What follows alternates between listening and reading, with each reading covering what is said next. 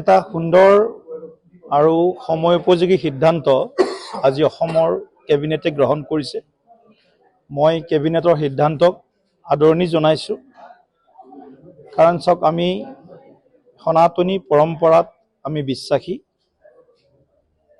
সৰ্বধৰ্ম সমভাৱ আমাৰ সকলোৰে শিৰাই শিৰাই ৰন্ধ্ৰে ৰন্ধ্ৰে প্ৰবাহিত হৈ আছে। যি খাদ্য একাংশই অখাদ্য জ্ঞান কৰে, যি খাদ্য একাংশই অপছন্দ কৰে, আৰু যি খাদ্যক একাংশই সনাতনী সংস্কৃতিৰ এক গুৰুত্বপূৰ্ণ অংগ হিচাপে বিবেচনা কৰে, শ্ৰদ্ধা কৰে, গৌ মাতা। গতিকে গৌ মাতাৰ সংৰক্ষণ আৰু সংবৰ্ধন প্ৰতিজন ব্যক্তিৰ এটা নৈতিক দায়িত্ব হোৱা উচিত। কাৰণ ভাৰতবৰ্ষৰ যি আমাৰ পৰম্পৰা, সেই পৰম্পৰাত আমি সদায় গো বংশক সংৰক্ষণৰ কথাটোহে কৈছোঁ। গো বংশৰ বধৰ কথাটো কোনেও আমাৰ পৰম্পৰাই নকয়। সেয়েহে আমি কোনো ধৰ্ম বা কোনো সম্প্ৰদায়ক আঘাত দিবৰ কাৰণে মোৰ বোধেৰে এই সিদ্ধান্ত হোৱা নাই।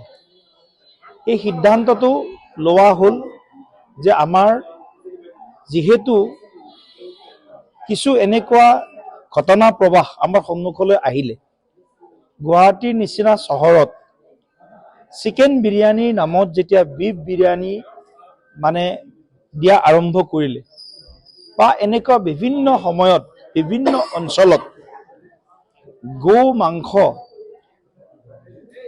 গ্ৰাহকে নিবিচাৰাৰ পিছতো গৌ মাংস তেওঁলোকৰ প্লেটত দিয়া হ'ল। এনেধৰণৰ কেইবাটাও ঘটনা সন্মুখলৈ আহিছে বিগত সময়ত।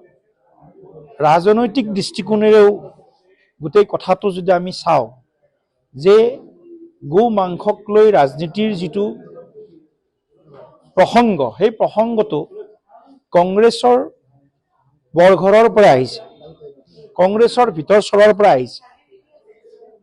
ৰকিবুল হুছেইন ডাঙৰীয়াই ভাৰতীয় জনতা পাৰ্টিৰ প্ৰতি এটা অতি সংবেদনশীল এটা আৰোপ লগাইছে যে ভাৰতীয় জনতা পাৰ্টিয়ে গো মাংস খুৱাই চামগুৰিৰ নিৰ্বাচন জিকিছে। গৌ বংশ, গৌ মাতাৰ সংৰক্ষণ আৰু গৌ মাংস ভাৰতীয় জনতা পাৰ্টি যদি পূবৰ ফালে গৈছে, এই দৃষ্টিভংগীটো পশ্চিমৰ ফালে গৈছে। গতিকে গৌ মাংস আৰু ভাৰতীয় জনতা পাৰ্টি সম্পূৰ্ণ বিপৰীত স্থিতিত।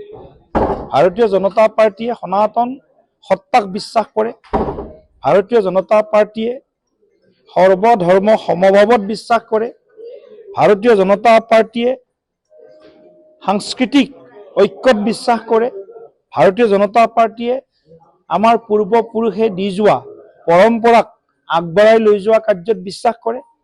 গতিকে যি পৰম্পৰাই আমাৰ মাজত ভাঙোন সৃষ্টি কৰিব পাৰে, যি পৰম্পৰাই আমাৰ আস্থা আৰু বিশ্বাসত আঘাত হানিব পাৰে, তেনেকুৱা এটা এই পৰম্পৰা যাতে কলিতে আমি মোহাৰিব পাৰোঁ, তাৰ কাৰণে সিদ্ধান্ত। আৰু আমি এই সিদ্ধান্ত কোনো ধৰ্মীয় দৃষ্টিকোণেৰে বা সাম্প্ৰদায়িক দৃষ্টিভংগীৰে এইটো লোৱা হোৱা নাই। কোনোবাই ব্যক্তিগতভাৱে যদি গৌ মাংস খায়, তেওঁলোকে নিজৰ ঘৰত বনাই খাওক।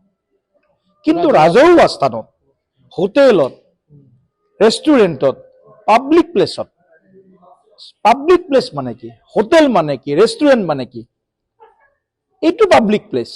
পাব্লিক প্লেচত যি সকল মানুহে যায় খাবলৈ, তাত সকলো ধৰণৰ মানুহ থাকিব, সকলো উপাসনা পদ্ধতিৰ মানুহ থাকিব। গতিকে তেওঁলোকে এইটোক গো মাংসক অখাদ্য জ্ঞান কৰে। গতিকে অখাদ্যৰ তালিকাত অখাদ্য জ্ঞান কৰা খাদ্যক যদি খাদ্যত পৰিণত কৰে, তেনেহ'লে নিশ্চিতভাৱে আমাৰ ধৰ্ম আৰু আমাৰ পৰম্পৰাত আঘাত হানিব।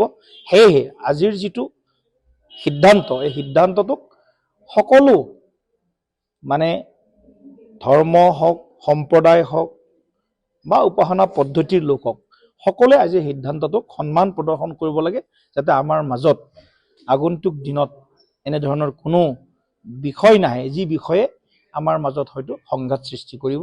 গতিকে এইটো এটা সময়োপযোগী সিদ্ধান্ত, আৰু এই সিদ্ধান্তই আমাৰ মাজত মানে সম্প্ৰীতি আৰু সদ্ভাৱ বৃদ্ধি কৰিব।